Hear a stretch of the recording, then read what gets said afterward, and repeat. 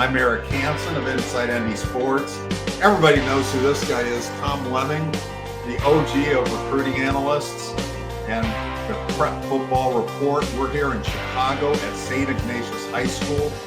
And Tom, what is the name of this event that you have every year in May, taking pictures of all the, does it have a name or is it just? No, it's anonymous. It's anonymous. It's the Tom Lemming thing. You'll have how many of the best players in Chicago? I do these all over the country, so I have no name for them. But there's going to be between 80 and 90 players coming. The best 20, 26, 27, 28 players in the state of Illinois. We've got coming from Champaign, Springfield, Illinois, which is 3 hours away. Rockford, the best player in Rockford, is going to be there. So I invited everybody in the state that's a top player, except East St. Louis, which is 4 hours away. They couldn't make it over, and there's nobody that would be more than a 2 or 3 star anyway at East Iowa this year. So every top player in those 3 classes will be here. Okay, and you're going to do a photo shoot. Tyler James is doing some interviews. We're going to have some of them come up here. I'm looking forward to interviewing somebody named Bone Crusher. Caleb Tucker. And he's 6'5", 350, nice kid, freshman in Mount Carmel, had 11 sacks as a freshman. Wow. And the best program in the country, really. So he played against the best competition, St. Rita, Brother Rice. Chicago Catholic League is in its renaissance period now because they had some down years, I thought, in the last 20 years now, especially Brother Rice, Mount Carmel. Loyola's always been good, but don't have as many players. So I think Notre Dame will wind up offering 10 players between Brother Rice and Mount Carmel over the next couple of years. St. Ignatius is the alma mater of Pete Schivarelli, the longtime manager of the band Chicago. We may see Pete in the press box here at some point, but we are going to see some players. Let's talk about why we're here, and why we're here joining you today is the importance of Chicago recruiting for Notre Dame and everybody else. But talk about a little bit the history of Chicago recruiting in Notre Dame and where you feel like they are with it now. Kind of started with Newt Rockne and Curly Lambeau, Yeah. Notre Dame players. Curly's not from here. Newt is from Chicago. I think he came here as a 5-year-old and grew up on the north side of Chicago at a high school that's no longer there, but close to Wrigley Field. And then he was going to work. He worked at the post office, which was a big post office in downtown Chicago. Got his money. I think he came as a 21 or 22-year-old in Notre Dame, Newt Rockne. And then Moose Krause is from Chicago. George Connor. They have in the past. They have some great. Bill Fisher, who won the Outland Trophy at Notre Dame, along with George Connor, both are from Chicago in those days. And then you move on later when Notre Dame won the national title. The offensive line with Mirko Djukovic, Joe Allen, Lindsey Knapp. Mirko and Lindsey were freshmen, but they played. Right. And then you had also Tim Grenhard starting. Defensive line had Jeff Alm and Chris Zorich. Secondary had George Streeter and Stan Smagala. The backup quarterback was Kent Graham behind Tony Rice. A lot of Chicago players, and that's when they won the national title. When they won, or should have won in '93, the defensive line of Brian Hamilton and Oliver Gibson and Bryant Young, who's in the NFL Hall of Fame. Pete Bursich is a linebacker. Go on and on with the Chicago players. So whenever Notre Dame does well in Chicago, that normally means that they're probably close to a national title because after Holtz left, Bob Davie, Tyrone Williams, and Charlie Weiss, they didn't really identify Chicago well, and there were very few players coming out. That meant the players are going elsewhere because, like you and I talked, last year in August, there were 60 players from the Chicago area on the preseason NFL squads. We counted 60. Only 3 from Notre Dame. And actually 2, I think, was Love and Komet. But I think the wide receiver from Providence is now back in the NFL, so that would be 3. But Miles Boykin. That's not a great number when you got 60 guys and normally only gets 3 of them. But a lot of it, guys like Tommy Reese didn't really. He had Chicago, but he didn't have Chicago. He brought in Raleigh Mills from his own high school, and that was about it. In the 5 or 6 years he was recruiting, so they kind of let it slide. Iowa put a lot of guys in the NFL from Chicago, as did Northern Illinois, as did Michigan. Not just J.J. McCarthy, but they had a lot of other starters from Chicago. So I think it's important. And I know Mike Martin, the new head of recruiting at Notre Dame, the general manager, told me that they're going to identify and really push Chicago and Detroit players, which I think is smart because they're getting guys from Michigan now, at least offensive line-wise. But I do think if they hit Chicago and make it as their home area, sort of like what USC does with Southern California, and then go out around the rest of the country. USC's got 2 of the best players coming today from Chicago committed to USC, two more than Notre Dame has this year. So they know what they're doing. And I know Chad went out there and he's offered something like 11 players from Chicago over the next 2 years already from USC, when there's so much talent in Southern California, which gives you an idea that a lot of people in Alabama and Georgia have offered a lot of players from here too. So I'll get off my Chicago area bandwagon, but really in Notre Dame history, whenever they do well with Frank Leahy or Newt Rockne or Eric Parsegian or Lou Holtz, they have an abundance of Chicago area players, because these are the guys also now in this time of the way things have been going, NIL and the transfer portal, you're more likely, if you're from Chicago, to stay closer to home. And all things being equal, Southside kids are only about an hour away, so it would work out better that way. You know, I would imagine that talent goes in cycles in Chicago, but when we've spoken off the podcast here, we've talked about there seems to be a surge in talent. Can you speak to that? I think that the last 3-4 years, especially defensive linemen, I'm thinking you're going to see the defensive line group. I'm going to take a picture of all of them together. And I would say, and these are national guys. Right now, there's probably 13 national defensive linemen, and just the next 2 classes total. Usually you don't see that in the whole Midwest area, but now you're seeing in the Chicago area. I know Notre Dame's offered Brayden Parks, will be a junior. They offered the Jones kid who's going to USC. They offered the Hill kid, who's Gabe Hill, who's been offered. And then they offered Bone Crusher, who's only a freshman at Mount Carmel. But there's also another 7 or 8 guys that Notre Dame's going to have to look at especially the ones that are only going to be juniors. And I think Al Washington, he's got a couple guys committed for North Carolina. But some of the guys here will be the same. They could augment that group with 3 or 4 other guys, and they could have a great defense. And Notre Dame's problem over the past several years, in my mind, has always been defensive linemen. Eric Parsegian was a guest on my show the year before he passed away, and he said he always started with defensive linemen. So when he got to Notre Dame, he moved to beat Taranko from fullback. Later on, he moved Walt Patulski from fullback to defensive line, Mike Kadish from offensive tackle. All these guys became big NFL players too. So he moved them along. And I know Lou Holtz had done the same thing. And Pete Carroll and Nick Saban, Urban Meyer all told me, you always start with the defensive line. In the past, Notre Dame seems to have finished with the defensive line. So that's probably where a lot of their problems have been. The Ohio State, Alabama, Georgia type defensive lines. They have good defensive line, but not the great ones. And I think they're going to try to rectify that and come up with a better group over the next couple of years. And I think they got off to a good start this year. Who do you feel like are the top names that are going to be here today? Who are the people that Notre Dame should be looking at that aren't committed yet? Even committed, like Braden Jones from Mount Carmel. I really like Joey Quinn, who's committed to Vanderbilt. He's gained 20 pounds of muscle since last year, and his dream was to play at Notre Dame. Okay. So commitments means nothing. I've said this too when the Pouncey kid committed to Notre Dame last week. He's from Orlando, so they got to be careful and make sure. I think it's 50-50 that they'll wind up with him, just like I said that last year about the May kid who wound up at Auburn that was committed to Notre Dame, and Taylor, who committed to Notre Dame, then Michigan, then Alabama, and obviously Deuce. It was always 50-50 when you're a little bit that farther away from the South Bend or the Midwest. Now, because of NIL, once a kid commits, that means that now they're open for whoever is advising them to start throwing things out to other schools and say, okay, they're going to give us this. What can you give us? And that's why I think over 50 of the top 100 kids switched schools last year. The last thing I want to wrap up with you is Mike Martin. You mentioned that you spent some time with him. What are your impressions of him? Very intelligent guy, very personable. I think he could do what Chad did and even expand it.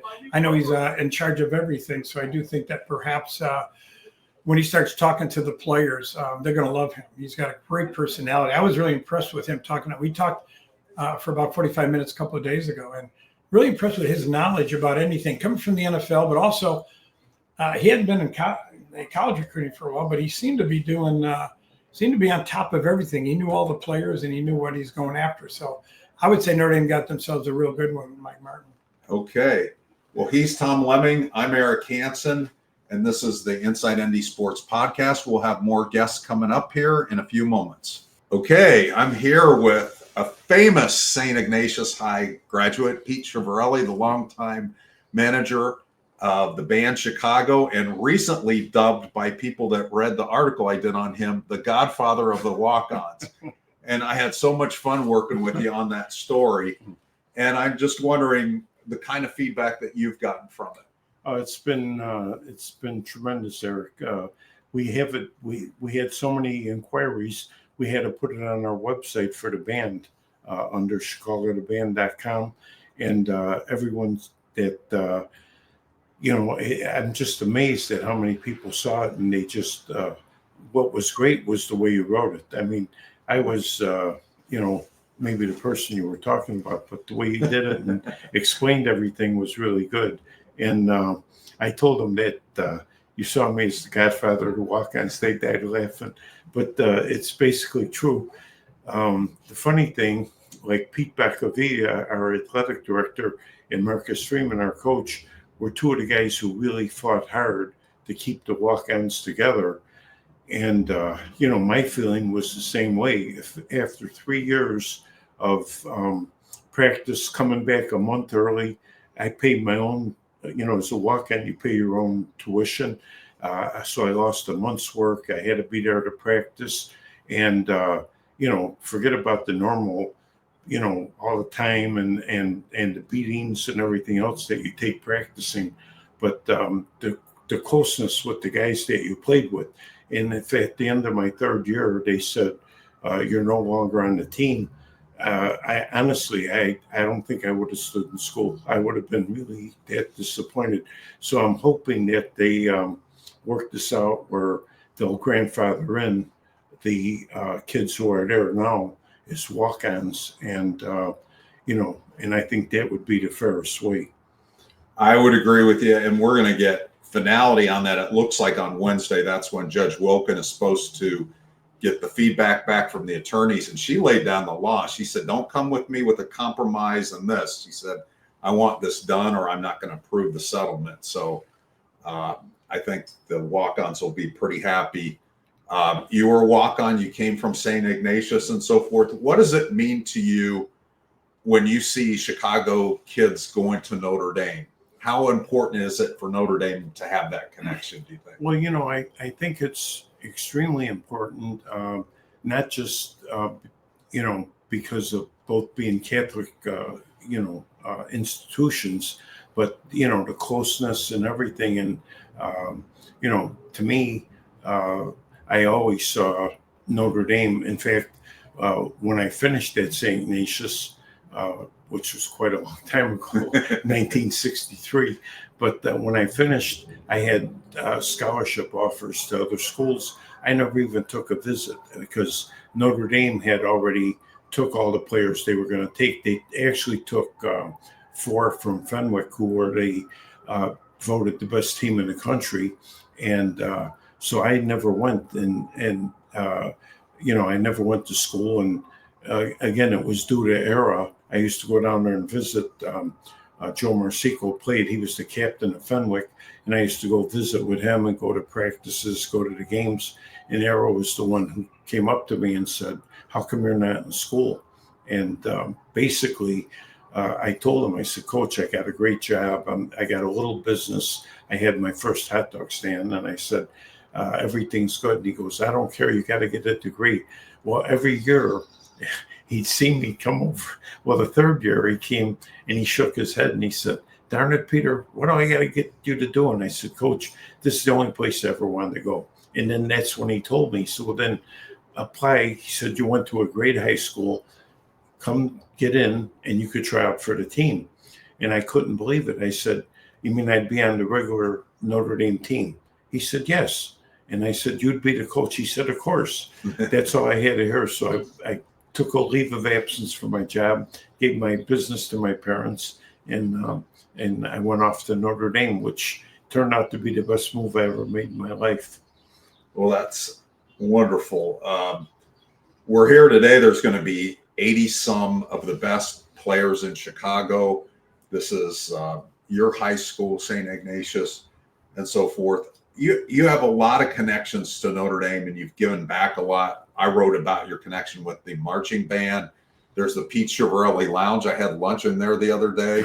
But you endowed the defensive line position. Yes. So what was compelling to you about being a part of that? Well, I played on the defensive line. Right. And in addition, it was a thing that that was the one position. It wasn't a glamorous, like everyone wanted to be to endow a head coach or the quarterback coach or something. Right. The offensive line was never in doubt. So I figured, and I laugh about it because when I went to Notre Dame at that time, when I tell people today I pay for a scholarship for one of the players, it's $63,000 a year. When I went there, tuition was $10,000. That was for 4 years, Right. and it was $2,500 a year, $1,250 a semester, and I used to struggle to make the money to pay for it. So being involved with building that room, and I was quite involved with the statue, of course, and then the endowment was the thing that's probably the biggest thing, and I never dreamed I'd be able to do stuff like that, but I just feel it just makes me feel more and more connected. And like Marcus had me talk to the players once, and I told them, I said, the guys you're with, you'll know and be friends with for the rest of your life. And the longer you're out of here, the more you're going to appreciate how good Notre Dame was for you and what it could do for you in the future as well.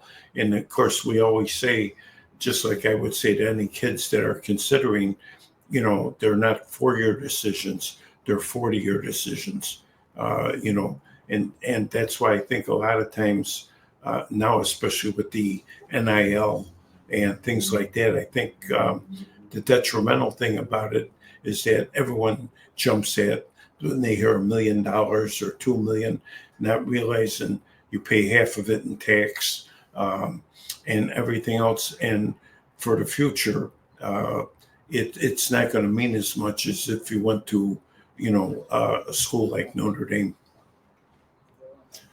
The last thing I wanted to ask you about was Chicago, the band. When we talked the other day, you were in the Carolinas. I think you guys are all over. Are you coming back to the Midwest for a leg of the tour? At the end of this month, we're doing 11 cities in Mexico in May. So we're going to play all through Mexico. And yes, we come back here afterwards. We're playing at the Milwaukee Fest on July 4th. And on July 5th, we play at Ravinia, which is one of our favorite places to play. It's right up on the north side of right outside Chicago. Okay. And so, yeah, what we're actually doing, this is our 58th year.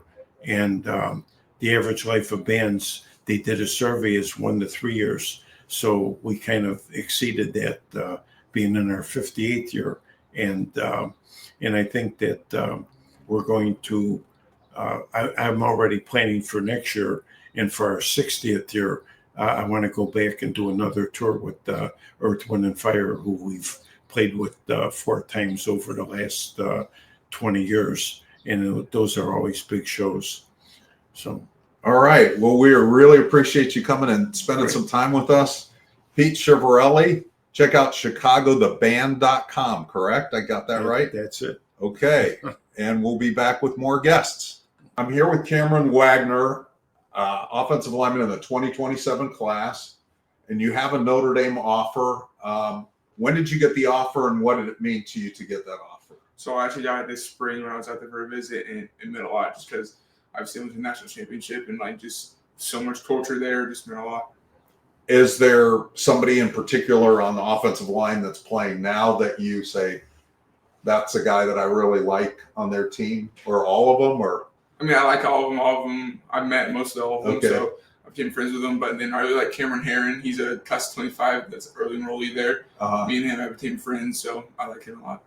And what do you, what's maybe the appeal for Notre Dame beyond their tradition? I mean, is the proximity to Illinois, does that factor in it all for you? I mean, it factors in 100%. Just being that good distance away, where I'm a little far away from home, but still drivable distance helps a lot. And just the winning culture, of the new coaches there. Joe Rudolph, he's one of the best offensive line coaches in the country.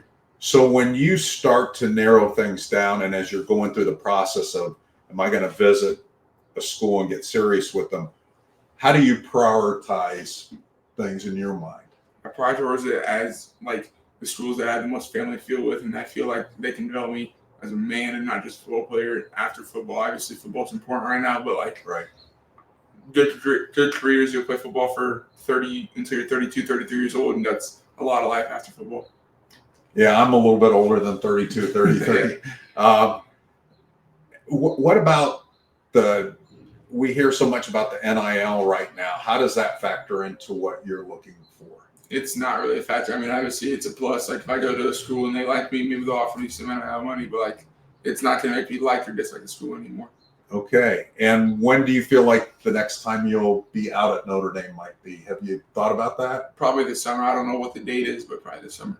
Okay. And then who are some of the other schools that you're really interested in right now? So I have 11 offers right now. I'm probably going to this summer. I'll probably go to Illinois, Nebraska, Notre Dame, Penn State, Ohio State, and Florida. I really like those guys right now. Those are the schools that I want to take a listen to. Also, I like all the schools that offer me. Honestly, it's kind of hard to dislike schools. So I like Ole Miss too, Louisville, stuff like that. I like all of them. Just a couple last questions. Just a quick impression of Marcus Freeman. He's a great guy. He's a smooth talker. So I was in his office for about an hour and a half talking to him, just me and my family about life and like just bonding over his son wrestles, I wrestle, and just stuff like that. Just like, I like that. Just being able to bond over stuff outside of football, and I really like him as a person. And then Joe Rudolph. He's a great guy. Like I said, one of the best offensive line coaches in the country, and just great guy. And I think I could really fit in with it the way he teaches.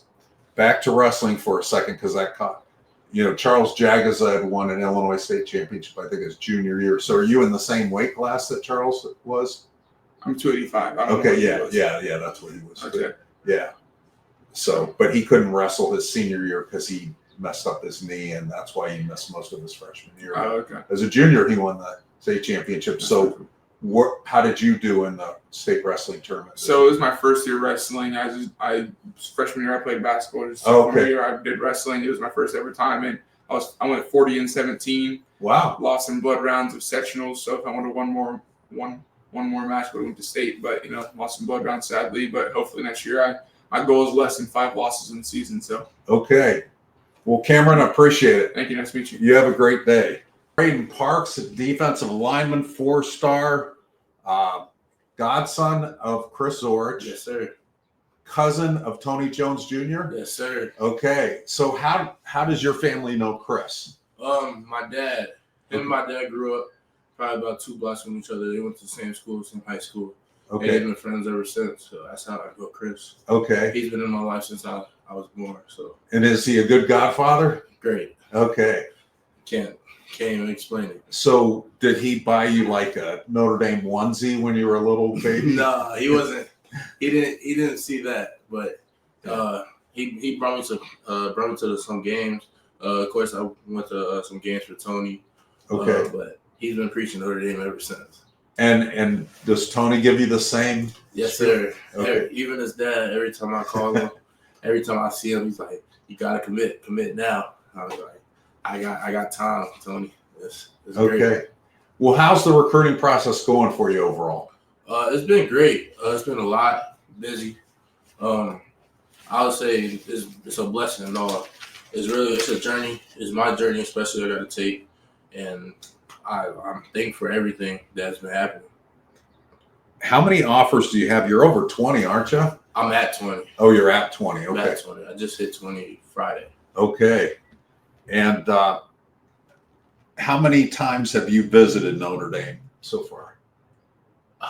As for a recruit, twice, but Okay. as a kid, I can't even count Okay. it. And what's your favorite part of going over to Notre Dame? Just seeing, it's great. Talking to Coach Freeman, Wash, it's great. It make me feel like it's a second home. Like I've always been going there, but it's been great seeing how the people are there. Nice, everybody knows each other. It's traditional. It's how it's been for a long time. And it's gonna keep being like that. What's your impression of Coach Washington? Coach Washington, he's a great guy, great coach. Watched him coach for about 2 years now. Awesome, amazing person, family man. He really just a great person all around. And then how about Marcus Freeman? Coach Marcus Freeman, he's great. Well-spoken guy. Knows his roots, family man. He's always a religious man. I would say he's just amazing. Have you had a chance to interact yet with Chris Ash, Coach Ash, the new defensive coordinator? Oh yes, my last visit I talked to him. Me and my whole family talked to him about how I will be a good fit for this program, good fit for this team. But it was my first time meeting him. It was great.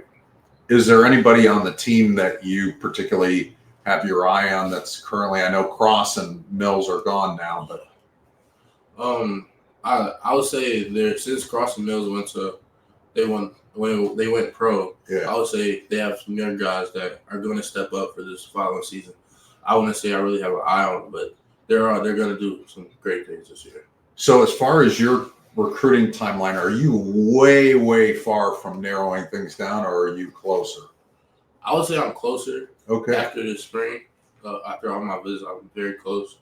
I wouldn't say very close, but probably sometime near the summer or beginning of the season, I would have either a finalist or maybe my decision. And what are the things that are important to you when you sit down and prioritize what's going to be important for you? I say transparency is the main thing. Really?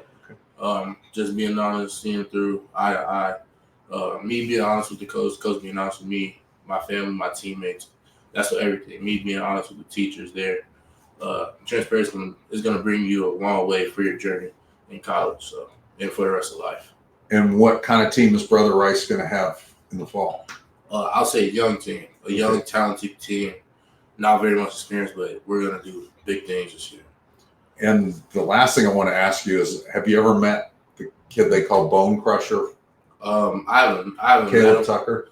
No, I haven't met him, but I haven't won against him, but I played against him this following year, but I haven't met him. Oh, you guys will play them this year? Yeah, we played them last year. Okay. He was up there, but we play them this year too. Okay. All right, Brayden. Thank you. Very nice meeting you. Thank you so much. You too. Take care. With McHale Blade, one of the top edge players in the country from Simeon High School.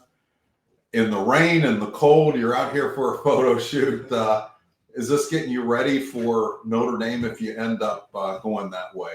Oh yeah, I grew up in Chicago, so this weather I'm used to it. Yeah. How is the recruiting process going for you so far? Great. Definitely blessed to be in a position I'm in, so it's amazing. How many schools have you made visits to, and how many of those have been officials? So I haven't taken any official visits just yet, but I visited a ton of schools. I visited Notre Dame, obviously. I visited, I've been to USC recently. I've been on Miami. I've been all over the place. Okay. So, yeah. And what's maybe the most eye-opening thing you've learned during those visits? Really just, seeing the many different type of programs, seeing the many different type of ways that, coaches coach and, the way the players, respond to coaching and things like that. But, and really just, just seeing what schools, truly value education, versus schools that may not, the schools that focus mainly on football and the schools that focus mainly on education. What are your impressions, speaking of coaches, of Al Washington, Notre Dame's defensive line coach? Oh yeah, I speak to him a lot. Okay. He's super good guy. He's always calling and checking in on me. So I have a really good relationship with Coach Al. And how about Marcus Freeman? What are your impressions of him? Yeah, same way. He's always checking in and see how I'm doing, how my family's doing, and things like that. I always speak to him every time I come on campus. So I have a great relationship with him as well. What was it like playing with Christopher Burgess this past season? So unfortunately, I was unable to play with Burgess because I had a knee injury. I had surgery, so I didn't get to play this season. But seeing him play, he is a dominant force. So. And are you 100% now, or yeah? Okay, yeah, I'm fully cleared. So okay, I'll be playing this season. All right, yes, all right. Sir. And yes, what was the rehab like for the knee injury? It was tough. I definitely went through some battles for sure, but at the end of the day, I feel like it's gonna make me a better person. When you look at the recruiting process, do you have a timeline in mind of when you'd like to narrow things down, when you'd like to make a decision? Honestly, not really. I mean, I guess it just depends on, you know, when I feel it in my heart, you know, when the time is right to make that final decision. But maybe closer to when I take my official visits, that's when I start to, you know, kind of narrow it down a bit. You know, after I take my OVs, but you know, I'm always going to be open. You know, any coach can hit me up anytime. I'm not going to, you know, stop answering. So, yeah.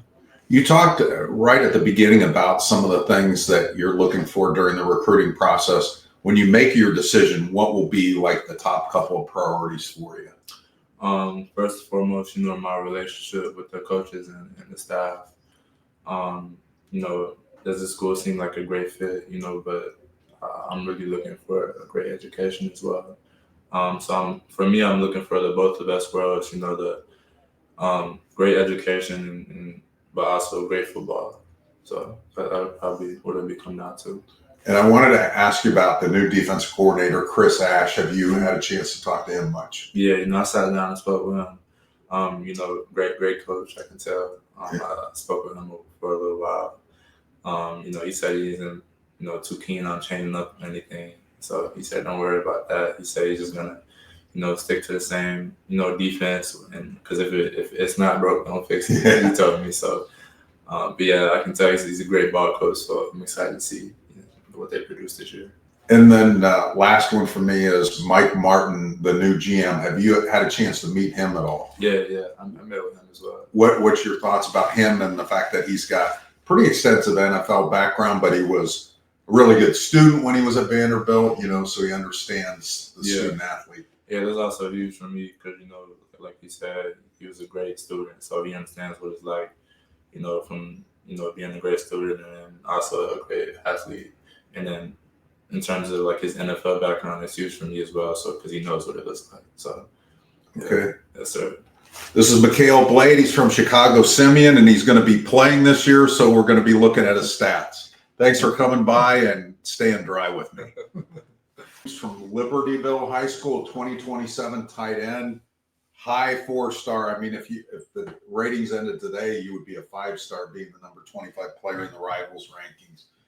How did you elevate your profile? I don't know. That was kind of out of nowhere. The offers started to come in, and that's when some of the Rivals guys and 24/7 Sports guys kind of reached out. And I was never ranked before, and then once those rankings came out, it was like 1 and 2 tight end of the country. So yeah, it was just out of nowhere, I guess. Yeah. So you're over 30 offers, aren't you? I got 32. Yeah. Wow. Yeah. Okay. And how many schools have you had a chance of those 32 to go visit so far? I've been to a decent amount. I'd say probably about 10, 10, 12-ish, something around there. But, you know, I obviously can't make a trip to all of them, but we're going to some of them, sure. So have you followed Notre Dame's tight end tradition over the years? A little bit. Yeah. A little bit, yeah. I know they use the tight end pretty well. Right. Yeah. And I would assume you've met with Mike Denbrock, the offense coordinator and tight ends coach. Yeah. What's your impressions of him? I love him. Love him. He's a cool dude. Cool dude for sure. And what did you think of Notre Dame's offense last year? Did you get a chance to pay attention to them? A little bit. They use tight end. 100% throwing it a lot, which is good. So. And did you watch the national championship game? I did. Yeah. I did. Yeah, I got a chance to watch that. So, I mean, you're a 2027 recruit, but some guys like to have a fast timeline, some like to have a slow timeline. What's your pacing with recruiting? I think it'll be on the slower side. I'm really not looking to commit anytime soon. When I think about it, it'll probably be around this time next year. When you start to prioritize and when you're kind of going through these visits, what are you looking for? What's important to you when you're on these visits? I like watching the tight ends and how I'll talk to the offensive coordinator, see how they use them.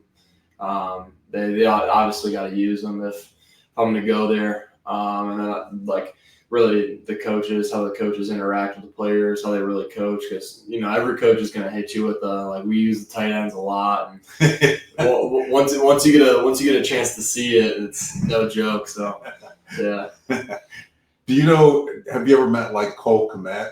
Okay. I have not. Or any of theirs? They've had their last 12 starters have all ended up getting drafted up their tight ends and so forth.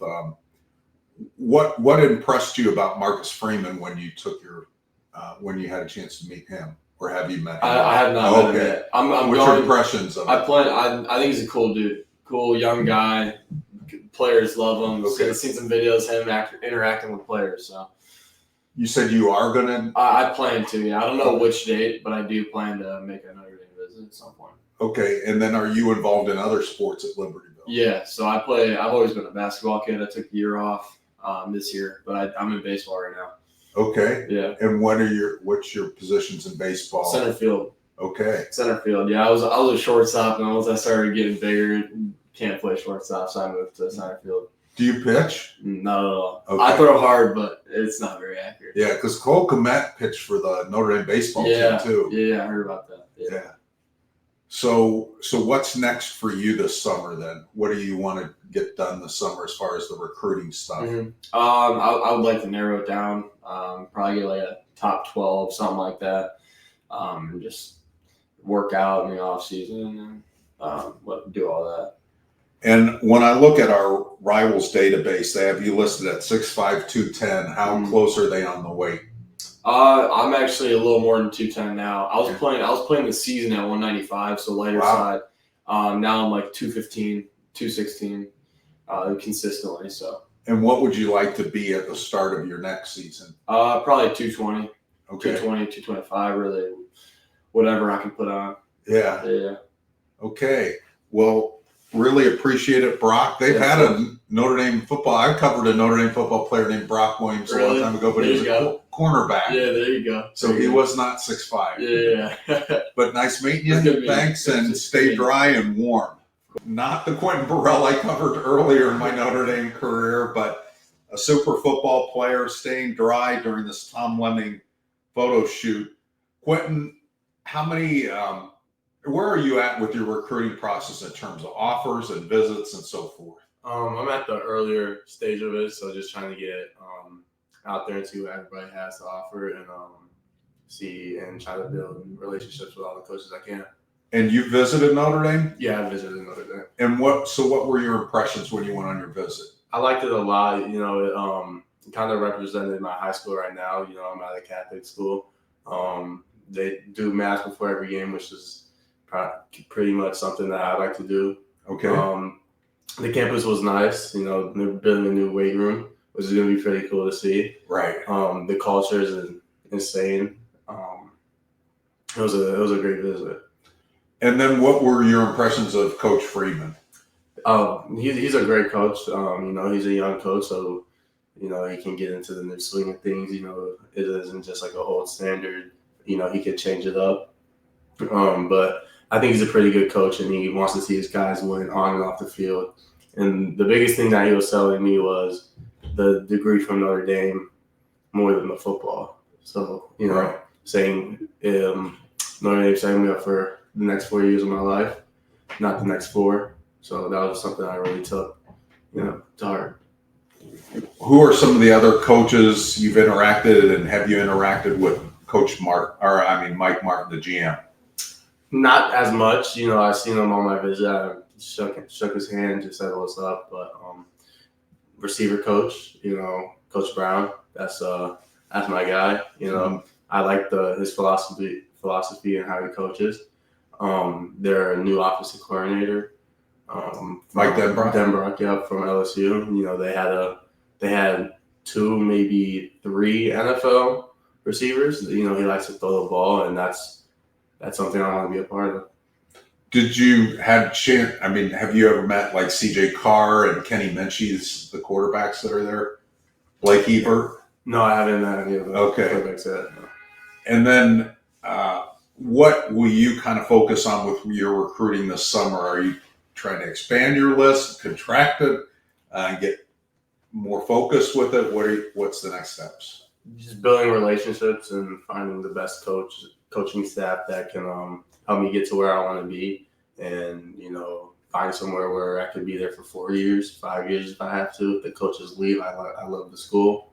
So just finding somewhere where I don't need to leave, and building good and strong connections with coaches.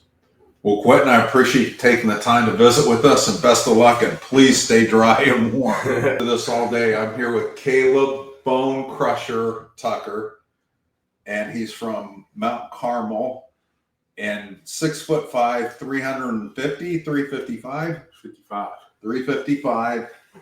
You have 17 offers already, or is it more than that? 18. And I think I saw you were Max Prep's freshman All-American. Yes, sir. Okay. So this is really early in the recruiting process for you, but you got more offers than some people in 2 classes ahead of you. So what's it been like, the attention so far and the recruiting process? I mean, like, the attention so far has been honestly great. I'm surprised how I'm handling it, and like going through all the pressure that's going on. Yeah. Yeah. And are you feeling pressure this early? A little bit. Yeah. Yeah. Has anybody in your family ever gone through the recruiting process? Not that I know of. Okay. And who gave you the nickname Bone Crusher? My old youth coach. Okay. He saw I was the biggest kid. Yeah. So he was like, "You know what? Your name is Bone Crusher from now on." And did you like it right away? Yeah. I love it. I think it's like the best nickname I've heard in a long time. And have you actually crushed any bones? Yeah. Okay. So have you been over to Notre Dame? I know you have an offer. Have you been there for a visit yet? No, sir. Okay. Never been on campus? No, sir. Would you like to get over there this coming year for either something in the summertime or in the fall for a game? Yeah. Okay. Sure. And did you watch them much on TV? Yeah, I did. Okay. What's your impressions of, let's say, Marcus Freeman from afar? I mean, my impression of him is like, he's a cool guy, Yeah. chill. When ups and downs come about, he takes full on responsibilities. Yeah. Very good. Okay. And have you had much contact with Coach Washington yet? Not really, not much. Okay. And what was your impression of maybe Notre Dame's D-line as you watched them in the playoff? I mean, they're badass. Excuse my language. That's okay. Yeah, they're badass. Uh-huh. Is that how you would describe your own play? Yes, sir. Now, I've seen just a little bit of film of you. You really move quickly. Do you wrestle too? Do you play other sports? I actually just started wrestling this year. Really? Yeah. Okay. And what was your record this year? My record for what you mean? Well, like when you were competing against wrestling, did you have wins and losses? No, or I you didn't. just- I wasn't able to compete because of my size. Okay, gotcha. So Yeah. you just practiced and so Yeah. forth? Okay. And so you have to be 285 or less? Yeah, Is that what? 285. Okay. Well, that's not probably going to happen, right? No, So sir. you just practice. Back when I was covering wrestling years and years ago, and this was in Indiana, it was unlimited at the top. So there wasn't a ceiling on it, so forth. Yeah. So who do you like from an NFL standpoint? Is there a defensive lineman that you pick out that you like? Yeah, Aaron Donald. Oh yeah. Strong Yeah. boy. Yeah, for sure. Yeah. You're way bigger than him though. Yeah, I am actually. Yeah. And you probably competed against a lot of the guys you're seeing out here at the photo shoot today. Have you made friends with guys at other schools and so forth? Yeah, I have. Who are some of the guys that you're friends with? Darion Prescott and Jordan McKinley. Okay. Yeah. And how good is Mount Carmel going to be this year? This year we're going to be great. Okay. Top tier. Okay. And have you ever asked to have the ball on offense with the ball in your hands? Have you ever asked for that? Yeah, I asked. And was the answer no? I don't know yet. Okay. We don't know yet. Okay. Hopefully you'll see me this year with it. Okay. Well, Bone Crusher, I really appreciated meeting you, and hopefully we'll get to chat after you visited Notre Dame. All right. All right. Take care and stay dry. All right. Abrams, who Yes, sir. somehow has managed to stay dry on this cold and wet day. Yes, sir. Yes, sir. Yeah, it's great to be in the Midwest. You know, I was reading about you last night at Montini Catholic, and your recruiting profile has really raised in the last few weeks. What's been happening? Have you been at camps? What's been causing that, do you think? Well, I feel like big shout out and thanks to my parents first of all. You know, early on in my recruiting career, getting me out to all the football, showcasing the camps and stuff. Also, big shout out to Mike Bukowski, Coach Boo, and Coach Montini. Definitely been a big part of my recruiting. I'm sorry, lost where I was running across the field. That's all right. Appreciate him for just being there whenever Coach contacts them. Always letting us know, always staying on top of it. So it's a big shout out to both of them.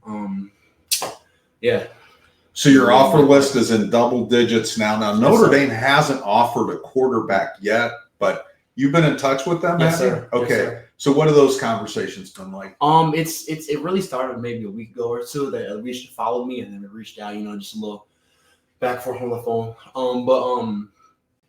Definitely blessed with the opportunity that they're even considering a guy like me. Definitely a big stage. A college like that. If a college like that is reaching out to you, it's definitely a big deal. Right. So it's just I'm blessed with the opportunity. Not even the offer yet, but just a notice from them. It means a lot. And who's been most of your contact with to this point? Has it been Coach Gaduli, Marcus Freeman, some of the other guys? Some of the other guys. Okay. Maybe someone like the Mike Martin, maybe the GM, or some of the other assistants? To be honest, it's real. Like one of the first real things I had was the person over there. He told me that 3 people came up to me and told me Notre Dame's interested in me. So Yeah. I'm not really sure of names that was out here. So Yeah. Yes. I have trouble remembering my own Yes, name. sir. So, so how would you describe your skill set as a quarterback? I feel like there's no basic answer to that question. I feel like it's just I'm an all-around football player. Quarterback. I feel like through the air I'm good. With my legs I'm good. Eluding pressure I'm good. Under pressure I'm good. Mm-hmm. So I feel like I'm not gonna, because the proof is in the pudding. It's on the field. You see it on film. I feel like there's not really, maybe I don't want to call it a flaw, but there's not really any flaws. But there's also obviously areas I can get better. But I'm not gonna put one part of my game over another because I feel like for me personally, I don't know about other people and quarterbacks, but I feel like if one part of my game goes up, then it kind of like the bar for my other parts of my game move up to that same amount. You know what I mean? So it's not really, I'm not going to restrict myself to one area of the game because if one goes up, then the other goes up, Now, since Notre Dame just kind of started showing some interest in you, were you following them at all through their playoff run last year? Yes, sir. Okay, what were your impressions of Riley Leonard and their offense and so forth? I liked it. I feel like it was going really good. Obviously losing to a team like Ohio State, I feel like it's one of the better championship football teams that we've seen in the century. In the last 20 years so far. People like Jeremiah Smith, Quincy Judkins, Will Howard. Carnell Tate, that played for Boom, my 17. People like that. You can't really. That's tough to compete with. Most of those position players, every single one of the position players are probably going to end up going to the NFL, and some of them already have graduated. Right. You have the number one receiver in the world. It's a tough matchup, but I feel like their platform was good.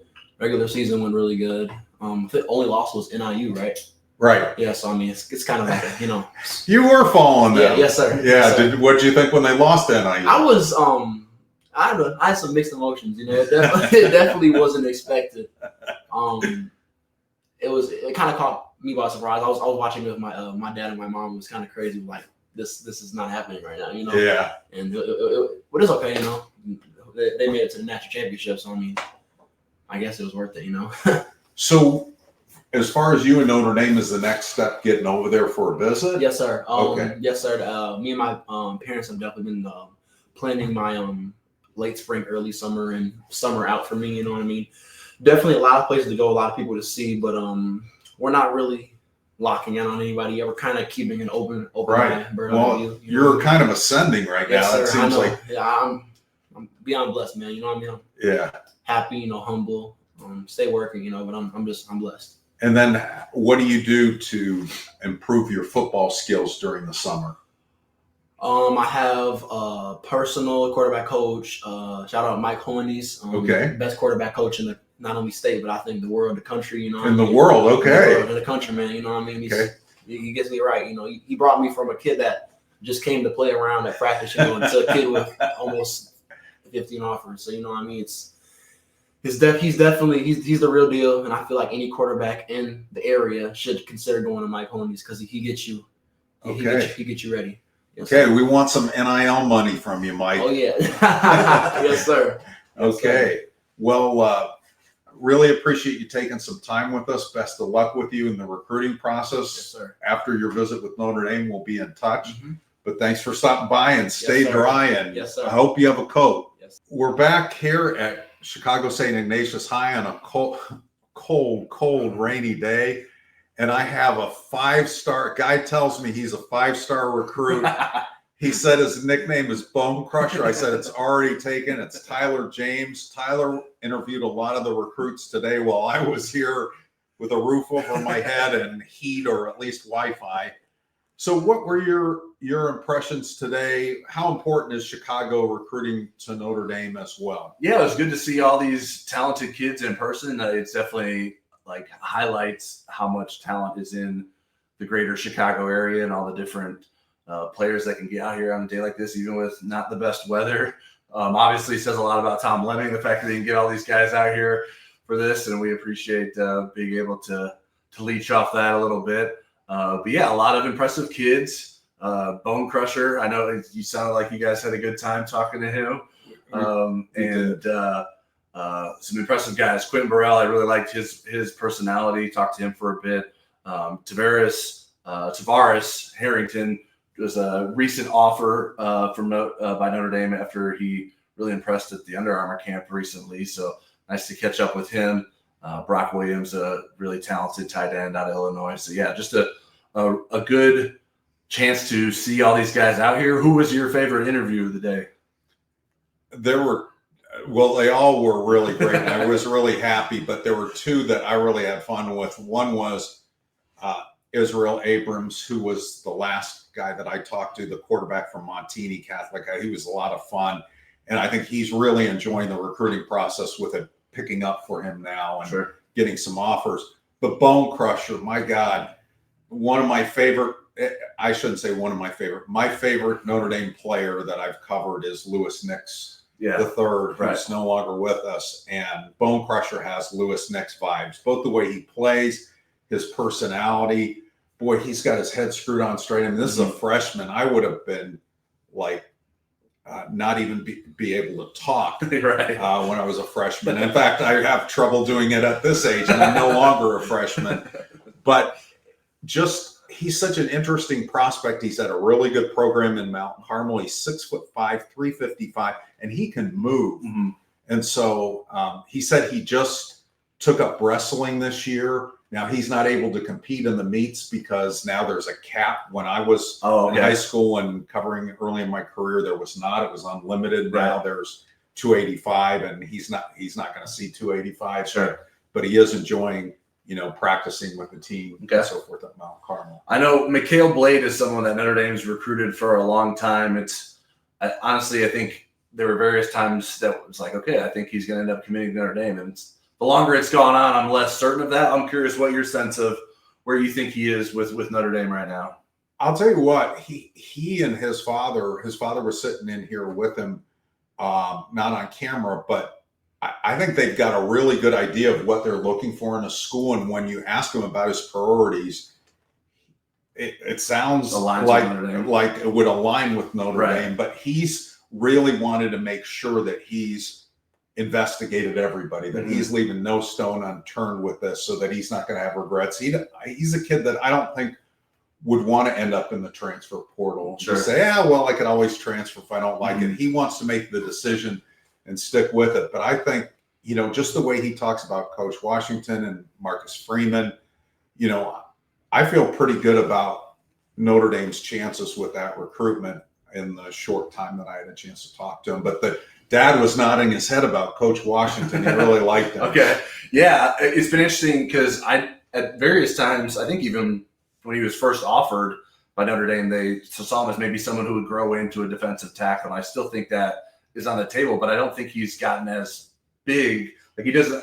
If you look at him and Caleb Tucker side by side, they're completely different body types. Right. So it's interesting to see sort of his development. And I know I think on Rivals is rated and projected as an edge. And so I think Notre Dame is looking for potentially someone in this class that can maybe start as an edge and then move inside with maybe have some swing versatility, and maybe McHale Blade can sort of fill that void for Notre Dame. But someone that Notre Dame obviously is very familiar with from recruiting him before he transferred into Simeon and played last season and was on the team with Christopher Burgess Jr., Right. who's going to be a freshman at Notre Dame next season. Well, and that was the funny thing, that I was proud of myself that I remember that he was at Hillcrest before he went to Simeon. And then I didn't realize he didn't play last year because of a knee injury. So I said, what was it like to play with Chris Burgess? But at least they got to know each other during their 1 year there. But he's pretty bullish on how they're going to do this season, and he's 100% healthy. And again, I think he'd be a great addition for Notre Dame. You guys can't see, but in the background is Tom Lemming up on a ladder taking a photo of all the recruits at the end of today's event. What do you think of how Tom has this run and the amount of talent he was able to get out here today? I do think it's impressive, because I'm telling you, if I were 15, 16, 17 year old and it was this kind of weather, I'd be like, I got a stomach ache. I don't know that I would have come out. But a lot of these guys don't even have coats. You can see them kind of dancing, trying to stay warm while Tom's trying to get back up to the top of the ladder. But it is impressive how much talent there is and how many of the big stars are out here. It wasn't like, because we had a list of people that we wanted to prioritize interviewing. Every single one of them we got a chance to interview, and plus a couple of bonus interviews. So it was really fun. It was great having Tom on the show. We opened the show with Tom. Great having Pete Schivarelli, who went to St. Ignatius, walked on at Notre Dame. I did a story on him last month that got a lot of play and is certainly still getting played on the Chicago the Band website. So if you want to read it, you can't find it on our website, it's on theirs. So, well, I appreciate you doing this, coming out here with me, Eric. Pupper, more or less dragging me along with you. You were committed to doing it before I was, so I appreciate that, and I hope everyone enjoyed today's interviews. And we'll get this out here as soon as we can, and hopefully we can do more stuff like this in the future. Right. And make sure you check us out on the next episode of Football Never Sleeps. I'm Eric Hansen. He's Tyler James, and this is the Inside Indy Sports Podcast.